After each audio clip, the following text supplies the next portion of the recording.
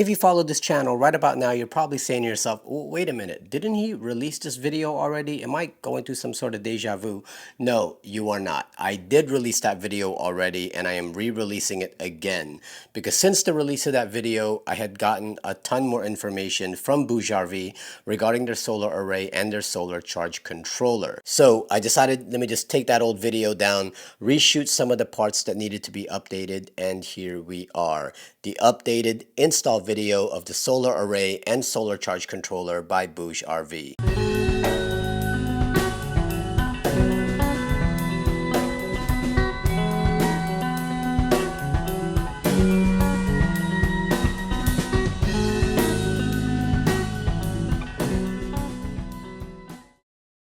So today marks the day that I am delving into the complex world of auxiliary power, dual battery system setups, solar power setups, that type of thing. And I am still learning as I go. And as per usual, feel free to correct me or drop tips or give me any advice. If you know about this type of stuff, drop it all in the comments below. Now today is going to be phase one, where I'm going to be installing a solar array and a solar controller to the one deep cycle battery that I have in the rig. Okay, before we get into the nitty-gritty of all this equipment, the installation, all that good stuff, I just wanted to take a moment to discuss the why of what it is that I am doing. This is more for people who are new to overlanding and are just wanting to learn the basics. If you're one of those people that have been doing this and know exactly what it is that I'm doing today and you just want to get to the product and the installation of it, then feel free to skip ahead. Timestamps are below. Simply put, when we're camping and overlanding, we need power. Now where that power might come from, well, that varies. You might be at a campsite that has electrical. Easy. Plug up, you're good. But what do you do when that kind of electrical is not available? For example, you might have a primitive campsite, or you might be hitting the trails and then pulling off to the side and spending the night there. And that is what we call auxiliary power. Now, when it comes to providing your own power, there are really only two ways you can go about doing this. Number one, power banks. Power banks are really popular. Those are your Goal Zeros, your Jackeries, your Blue Eddies. And what's great about power banks is they can power up your phones, power up your camera batteries. You can even run your fridge on some of them. But the selling point behind power banks is that they're portable. They're not stuck inside your rig. The downside about having power banks, however, is if you have anything that's hardwired to your rig, for example, if you have like scene lighting on your roof rack, well, you can't power that up with your power bank. So let's talk about fridges, for example, because many of us run fridges, and you're probably watching this video because you're trying to figure out a way on how to keep your fridge running when you're camping and overlanding. I know people who will plug up their fridge into the vehicle, and then when the vehicle is in motion, then the vehicle is basically running that fridge. And then when they get to camp and the vehicle gets turned off, they unplug the fridge from their 12-volt socket in the vehicle and then plug it into a power bank. That can work, except that I really don't want to have to take that extra step of unplugging it from one place, plugging it up into another, because if I forget to do that, well, now I'm draining my vehicle's battery in the process. Which brings me to the second way of getting auxiliary power, and that's vehicular. Basically, you're plugging things up to the vehicle and letting the vehicle charge it. Now, when your vehicle's in motion and you're driving around, all good. Anything that you plug up is going to be charged up because your alternator is continuing to keep that battery topped off, and then that battery is in turn charging up all these things. The problem happens when you're idle. When you've stopped the vehicle, you've turned it off, now your battery is not being recharged by the alternator, and now your battery is going to be drained by all the stuff that's plugged up to it. That's not a good thing, because what you don't want is to wake up the next morning and now your vehicle won't start. Okay, so where does that lead? Well, that's when people start talking about dual battery systems. It's basically adding a secondary battery and having all of your accessories run off that second battery or your house battery, while keeping your starter battery full so that you're not going to get stuck. And having a dual battery setup is great. I mean, honestly, I want one, except that that's kind of the gateway into building out an auxiliary power system filled with solar panels and DC to DC chargers and all this other stuff that can get really complex, really expensive,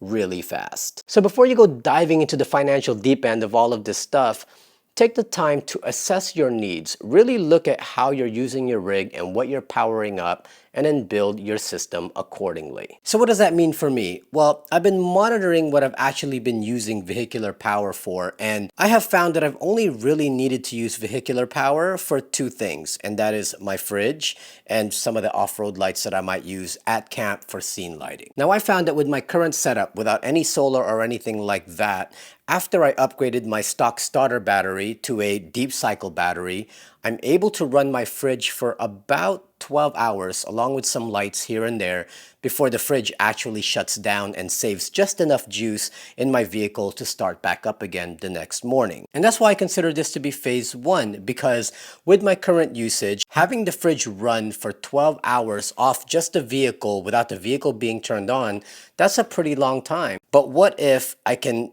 kind of have a safeguard, something that will continue to keep that battery topped off when we're idle? And that's where the solar system comes in. If I can plug a solar system to the current deep cycle battery that I have, then during those times that we're not moving, granted we have plenty of sunshine, and here in Florida we have a ton of sunshine, then we're basically going to continue to keep that battery topped off and hopefully extend how much longer I can keep that fridge running without having to turn the vehicle back on again. So with all this stuff being said, let me just show you what we're installing. Now obviously the star of the show is the solar panel. This is a 100 watt monocrystalline panel.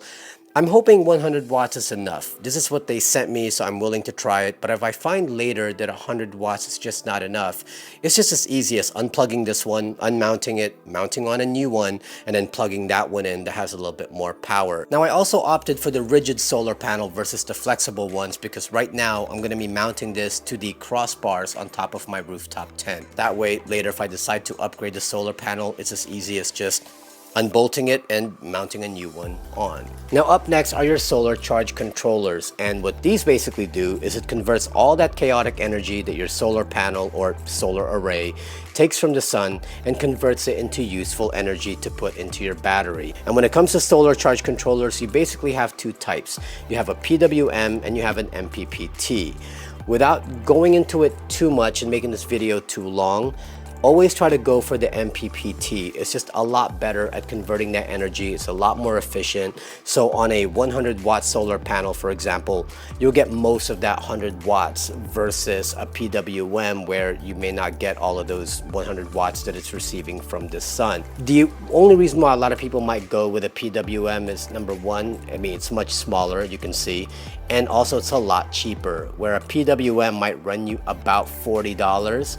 An MPPT controller will run you upwards of about 100. So there's a huge price difference there, but this does work out a lot better. But this is a 40 amp MPPT negative ground solar charge controller. I'll put all the links below if you want to check out the specs. I just don't want to go into it too much and make this video too long. Some of the other stuff I needed to get to complete this install. First up, the BougeRV extension cable. The solar panel is going to sit on top of my rooftop tent, and then the solar charge controller is probably going to be somewhere inside the vehicle, so I need ample cable to be able to run from that panel to the charger. Now if you're going to mount your solar charge controller somewhere inside the vehicle and your solar panel is obviously on the outside of the vehicle, well, you now run into the problem of routing wires from the outside of the vehicle to the inside. Many videos ago I did a video on some cable glands, and we're going to be using another one of those today.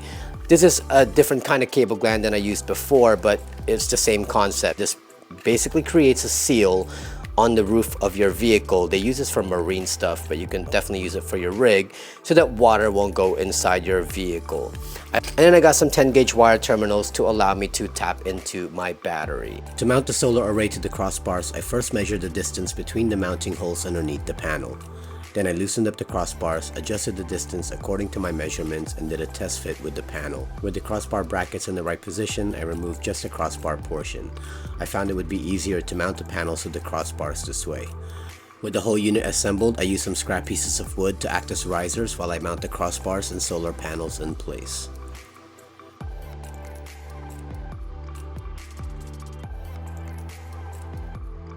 All right, just walking you through the solar charge controller, you have your LCD display right here. Then you have 3 lights over here. You have one for PV or your solar charger. You have one for battery, and then you have one for fault.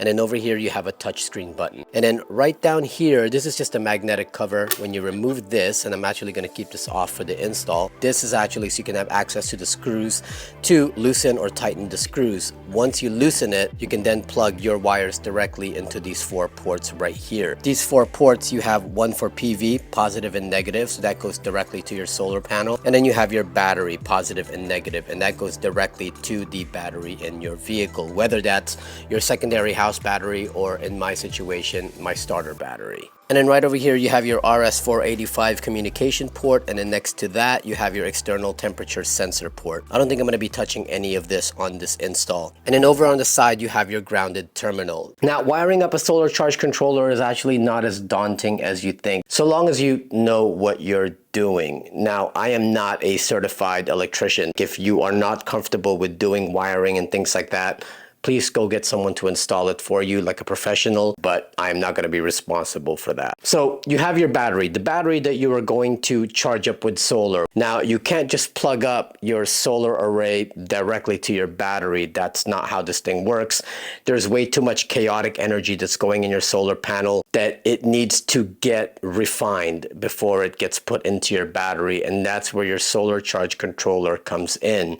So the solar charge controller just basically is the in-between the solar panel that's on top of your roof and the battery that you are charging up. Now, when it comes to mounting your solar charge controller somewhere, the rule of thumb is to have it as close to the battery as possible to prevent voltage drops. Now, being close to the battery means putting it somewhere in the engine bay, but I do not want to be putting this in the engine bay just because it gets really, really hot in there, and I don't want to have the solar charge controller in there. Plus, if you look inside my engine compartment, like, there is just no room at all for something this huge. This thing is pretty massive. Now, what some people do to alleviate this is they'll mount this inside the vehicle in the passenger side up against the firewall, so that brings it a little bit closer to the battery. But again, because this thing is pretty massive, I don't want my passenger accidentally kicking it once in a while. Now, I can put it in the glove box, but I am currently using the glove box for other things, and I don't want to be putting it there either. Now, my solution is to mount this behind the rear seats. Behind my rear seats is the cargo area, and that's where I have my drawer system.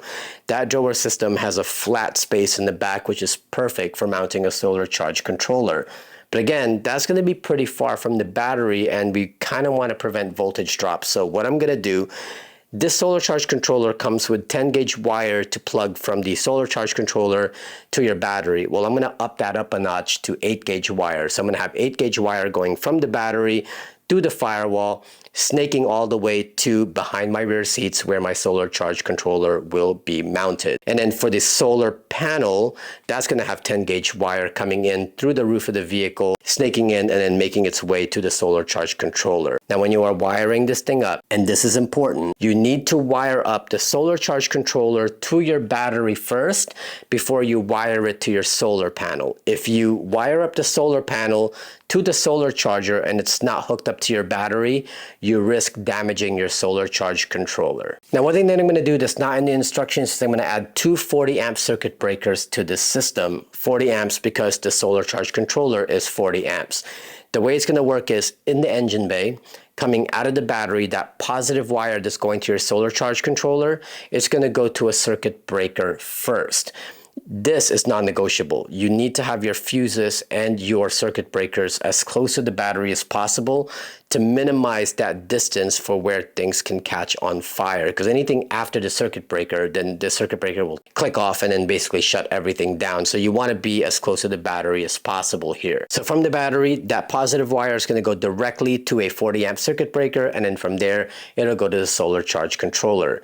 Now, the second 40 amp circuit breaker, that's going to go closer to the solar charge controller, and that's going to be the circuit breaker that goes to the solar panel. So So right from the solar charge controller, minimize that distance, put a circuit breaker there, and then from there the positive wire will go all the way to the solar panel on your roof. Now, even if the instructions don't make mention of using any circuit breakers at all, I'm adding them as a peace of mind. It just makes me feel better knowing that if ever the system goes above 40 amps, it'll just trip those circuit breakers and shut the whole system down, and I'm not catching on fire. You can use inline fuses if you're more comfortable with that, but I'm going with circuit breakers because I can also use them as kill switches. So during daily driving or if we're hitting the trails and I'm not using solar, I can just go ahead and turn the circuit breakers off, shut the solar system down. I'm not getting any solar at all going to the battery. And then when we get to camp, if there is enough sun and I want to take advantage of solar, then I can go ahead and click those things on, and now I got solar going to the battery again. Again, pretty straightforward if you know what you're doing. Again, if you're not comfortable with doing wiring, please have it professionally done.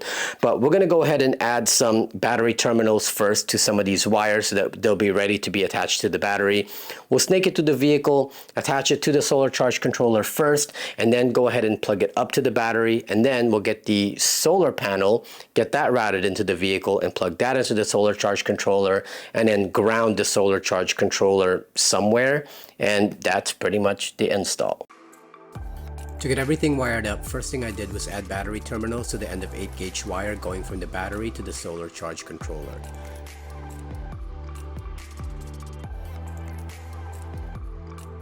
Next, I mounted one of the circuit breakers in the engine bay, then crimped on some battery terminals to a short piece of wire to connect the circuit breaker to the positive terminal of the battery.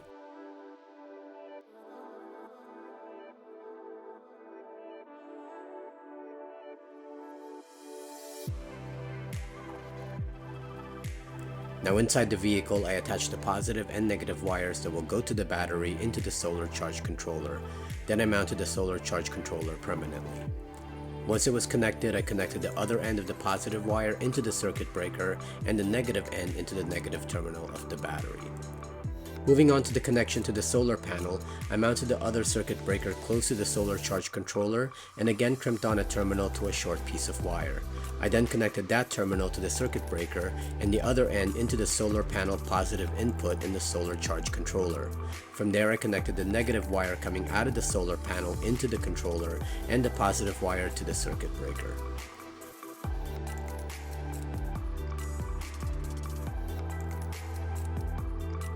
After I tested to make sure all connections were solid, I started work on installing the cable gland. The cable gland will allow me to route the wires from the solar panel to the inside of the Jeep. I won't go into full detail on how to install one of these, but I'll leave a link on the video I did installing one of these before. It was a different type of cable gland, but the concept is the same.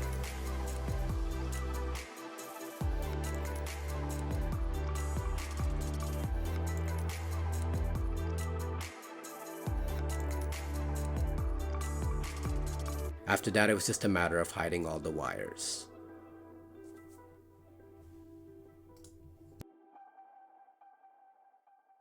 Okay, so starting over in the battery, from the battery, we got a positive wire coming out of that and then into the circuit breaker, which I decided to mount right there. And then from the circuit breaker, you got another wire going all the way through here.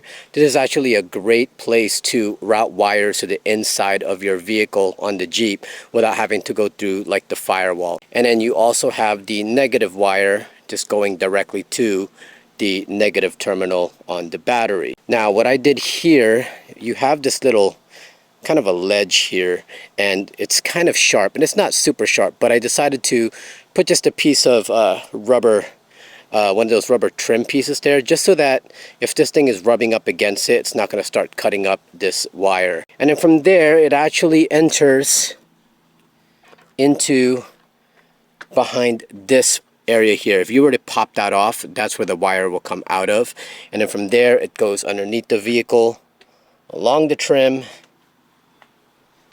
and then along this trim, and then snakes up under the seat and over to the solar charge controller. And then for the solar panel, that solar panel, the positive wire is going to this circuit breaker, and then from there it goes into our into our solar charge controller. All right, now for the solar panel side of things, you'll see the cables coming out of the solar array.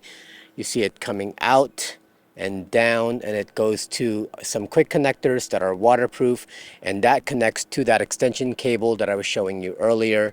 That extension cable goes through and into the cable gland and inside the vehicle, and it actually comes out somewhere inside here, which is good because this whole panel is covering it. Then you have the wires coming out from there, goes inside this pillar, goes all the way down, follows to here, and it comes out somewhere underneath here, underneath where I put my fridge, underneath the back seats, and then comes up to the solar charge controller. All right, now that everything is hooked up, let's go ahead and turn the system on, see if it's powering it up, see if we can get some solar as well. Not sure how much we'll get though, because we're kind of overcasted. Sun keeps peeking in and out, so we'll see what we can get. But remember, turn on the power first from the battery before you turn on the circuit breaker that's plugged up to the solar. All right, looks like we're getting signal from the battery and we're getting a light for the solar array. Let's open up the app and see what we're getting. So I kind of just want to walk you through the app, show you how it's all laid out, how it works, and basically what kind of power we're getting from this thing. You are going to need to download the app in order to monitor and control the settings of your solar charge controller. Now, if you don't want to use an app, BougeRV does sell an external monitor that will allow you to change settings and monitor it that way. Just plug it up to the RS port and mount it somewhere in your vehicle, but why go through all that when you can have everything at the palm of your hands, right? So first thing you have to do, obviously, is download the app. Just go to your app store, look for Charge Pro 2.0, or go to the instructions. You'll see two QR codes, one for Apple users, one for Android users. Just scan the one that's applicable to you. Once you've got it downloaded and installed, go ahead and open the app. As of right now, it's not connected because I kind of want to just give you the layout of this thing. Up at the very top, you're going to see your battery. Right now it's showing 100%. It's not connected. And then below that, you'll see solar input. And that's basically what's going into your solar panel.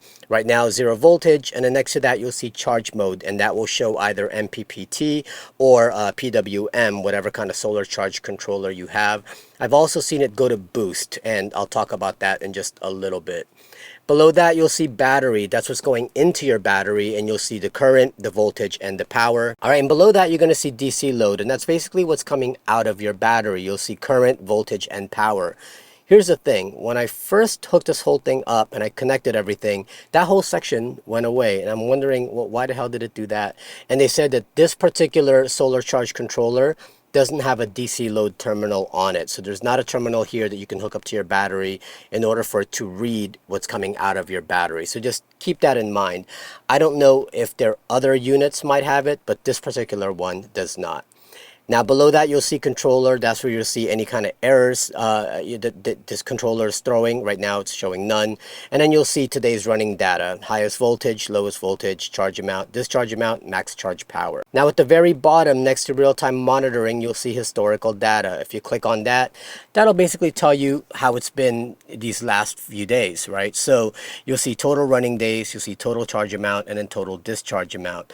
And then up at the top, you'll see today's date, and then you can toggle back and forth to different days to see how it's been looking. So you just click the arrow to the left or to the right and you'll be able to go through the different days, or you could just press your finger and you'll be able to go through the different days by just kind of swiping and seeing what you're getting these last couple of days. You'll see there that there's also a guide of different colors, so you'll see what they all mean. If you don't want to read all of those, like if you want to keep it simple, just go to the upper left and click on that little wrench button and you'll be able to see the different kind of graphs that it has. So you have a cumulative charge amount, a cumulative discharge amount, max charge power, highest battery voltage, lowest battery voltage. You can just click and unclick each of those options and it'll show you what those are on your graph. So if you don't want to have everything, just unclick some of those. Now at the very bottom next to historical data, you'll see parameter settings. If you click on that, that's where you can go and make some changes to your settings. At the very top, you'll see regular settings.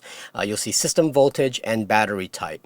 Now when you connect this thing for the very first time, it will automatically detect your battery for you and change that battery type accordingly. If you did want to change it though, you can go ahead and do that. Just click on it and then you'll be able to choose from some of these options. You have FLD, which is flood. You have cell, which is sealed lead acid. Then you have gel. Then you have Li for lithium. And then you have use for user. I don't know why they just don't put user. But this is where you can go and make some tweaks to everything yourself. Unless you really know what you're doing, and I don't, I wouldn't choose that. I would just choose one of the pre-made ones, or let the system choose it for you and you'll be good to go. So let's go ahead and connect this and let's see how everything plays out. Just go to the upper right. You'll see a Bluetooth list, and then you'll see the Charge Pro. Go ahead and hit that, connect that, and then it should automatically detect the battery, and it just did. So it just jumped to SEL. Now let's go to real-time monitoring, see what we're getting. And right now you're seeing 20.7 volts going into the solar panel. See, it's getting really sunny and I'm starting to get really hot. And then you have charge mode, it shows boost. So I'm guessing that that thing is trying to gather as much sun as it possibly can to try to get you as much charge as possible. And then below that battery, we're getting 0.57 amps, 14.4 voltage, and 8 watts of power, which is going to fluctuate. You'll see that jump up and down depending on what kind of sun you're getting. You just have to remember that the voltage going into the solar input, which is right now 20.6, needs to always be higher than the voltage going into your battery, which is 14.4 volts. Not seeing any errors, no errors. And then today's running data, highest voltage I've gotten today, 14.8 volts. Lowest voltage was 12.8 volts. Charge amount 7 watts, 7 watt hours. Discharge amount is 0 watt hours, and then max charge power I've gotten today is 33 watts. Again, it's been crazy today, like just the way the sun is coming in and out. So I know that this thing will kind of skip around all over the place. But basically, that's the app, and yeah, pretty easy to navigate once you figure out how all this works, which is kind of why I am talking about this longer than I need to, because of the issues that I had. Hopefully that some of the stuff answered the questions you might have.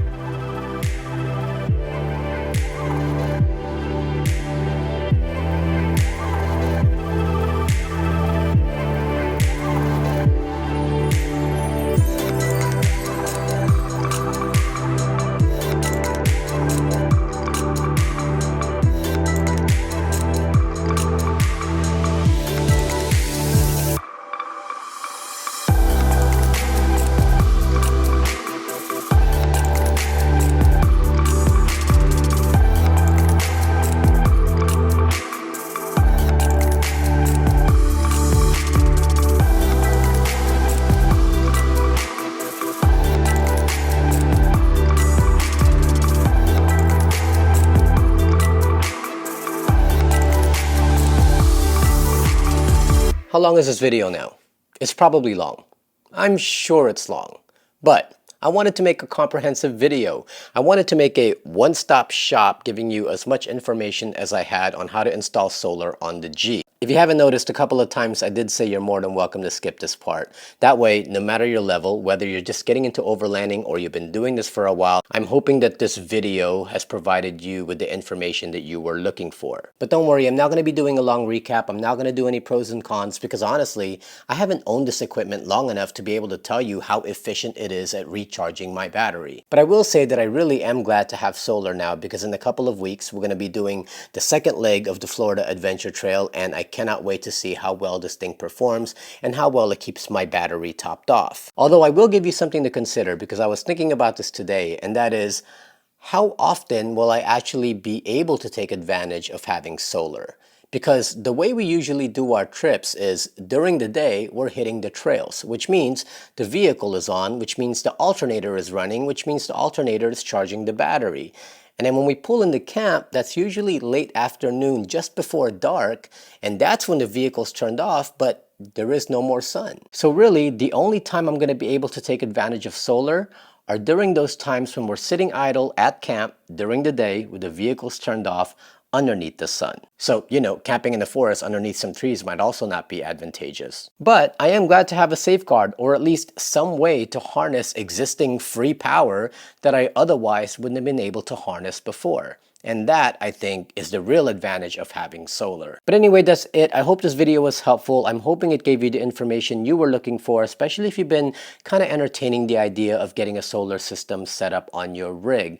I will definitely give you guys updates as these videos continue, because I want to let you guys know how this thing is performing and whether or not it's really efficient in topping off my battery. If you did like this video, please make sure you hit that like button, subscribe to our channel, and also consider supporting us on Patreon so we can continue to make more content like this. And as always, don't forget to follow us on Instagram at Baptism Overland. My name is Asia Samson, and I will see you next time. Dear God, it's like every week that I've been doing a video lately, it's been freaking hot in here. Forget solar, why isn't there a panel that can harness the power of heat?